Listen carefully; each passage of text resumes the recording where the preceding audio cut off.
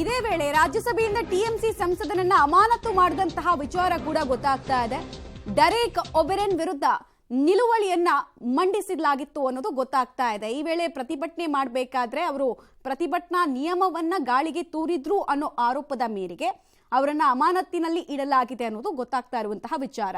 ಒಟ್ನಲ್ಲಿ ಕೋಲಾಹಲ, ಗದ್ದಲ ಎಲ್ಲವನ್ನ ಕೂಡ ಈ ಬಾರಿಯ ಸೆಷನ್ ನೋಡ್ತಾ ಇದೆ. ಅದರಲ್ಲೂ ನಿನ್ನೆಯ ಘಟನೆ ಆದ ನಂತರದ ಮೇಲಂತೂ ಈಗ ವಿಪಕ್ಷಗಳು ಕೇಂದ್ರ ಸರ್ಕಾರದ ವಿರುದ್ಧ ಮುಗಿ ಬೀಳ್ತಾ ಇದೆ. ಅದರಲ್ಲಿ ಇನ್ನೂ ಎಷ್ಟು ಜನ ಈ ಅಮಾನತಿನ ಹಾದಿಯನ್ನೇ ತುಳಿತಾರೆ ಅನ್ನೋದನ್ನ ಕಾದ್ ನೋಡ್ಬೇಕಾಗಿದೆ. ಟಿಎಂಸಿ ಸಂಸದ ಈಗ ಅಮಾನತು ಆಗಿರೋದ್ರ ಬಗ್ಗೆ ಮಾಹಿತಿ ಲಭ್ಯ ಆಗ್ತಾ ಇದೆ.